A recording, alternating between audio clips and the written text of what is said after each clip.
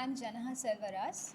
I'm a lecturer attached to Legal Studies Department, the Open University of Sri Lanka.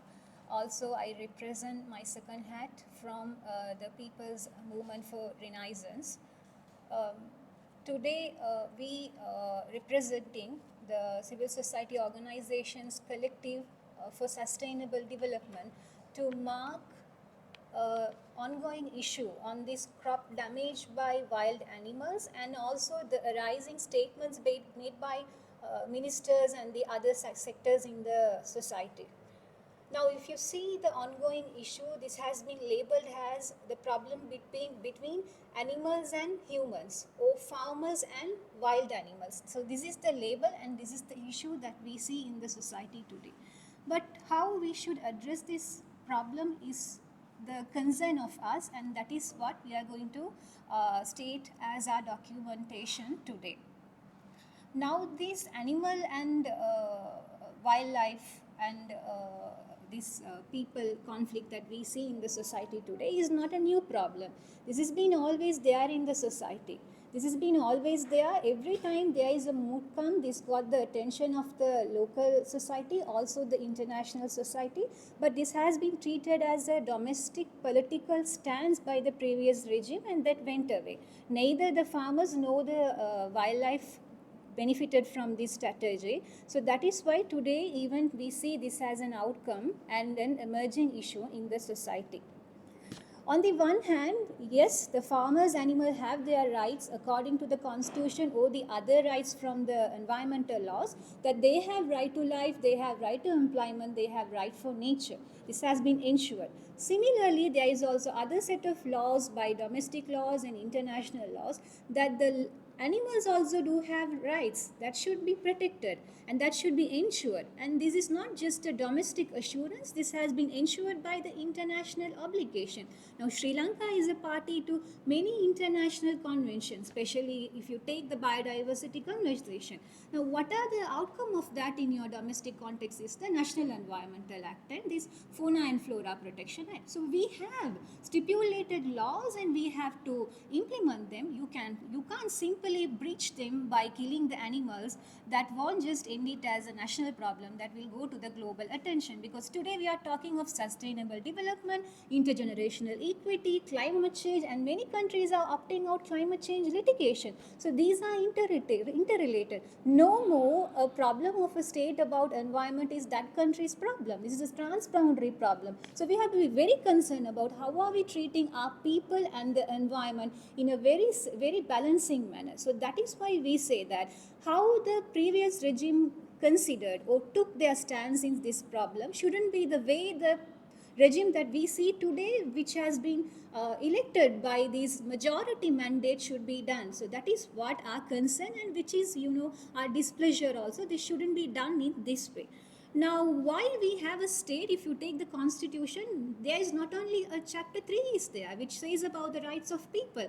There is also chapter 6, which tells how the state should operate his other rights, how it should handle the natural resources. Now, we have an elected state and regime that should be protected, us and the natural resources. Natural resources also include the animals, and that should be balanced in a proper way. So today here we as a members from the civil society organizations are not here to pick a side of human or animal. This is not a conflict between human and animal. This should be labeled as a conflict between protection of nature, rights of human versus the breach of responsibility by the state.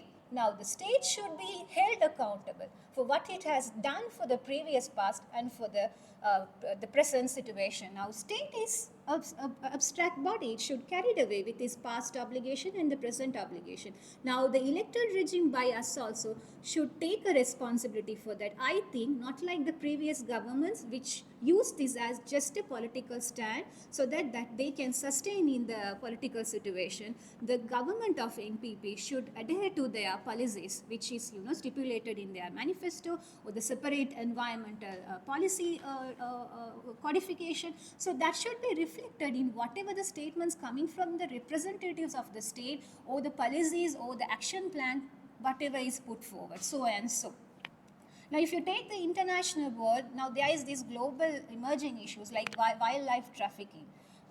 climate change litigation. Now, if we just let this all happen, how these domestic statements are coming forward, this will all be a serious issue in international law. That will also be a black mark to our country in the international global concern. So please see this all these issues not only being in Sri Lankan context but also looking at whatever the responsibilities that are coming from the international context.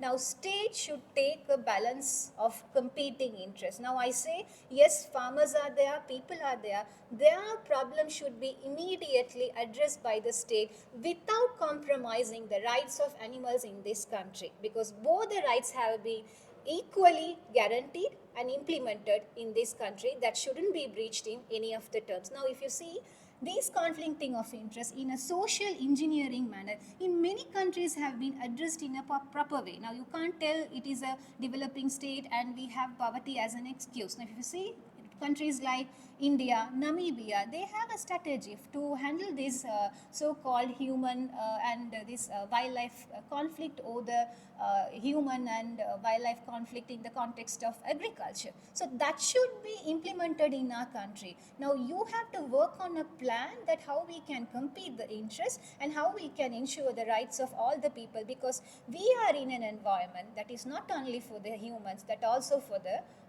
animals. So that should be kept in mind in all the statements and all the policies and all the other so-called works that are put forward.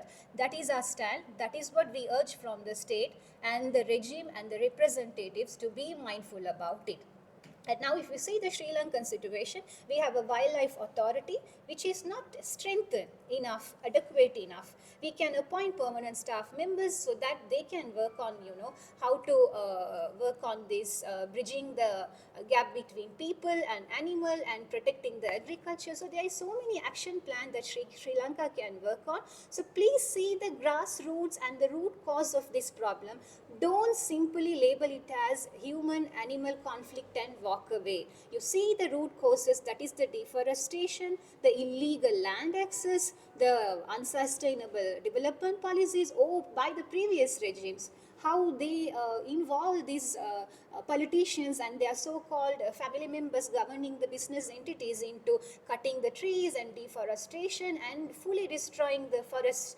And these all should be the reason behind this, and that should be addressed properly without just putting this as a mere situation that is between people and the environment itself. So I say, in one way, all the previous government should be responsible for that. You as a state representatives failed in doing your obligation, failed in your obligation to people and the natural resources in this country. So that shouldn't be the same way that the present government also should carry forward. So we urge the National People's Power, which is being elected by a super majority sitting with a mandate, to be very mindful about all the responsibilities you have in front of you, and we believe that you will adhere to your manifesto, your policies, and that will ensure the rights of people, be it farmer or the people standing for natural resources, to be pleased with this, and that is our documentation. Thank you.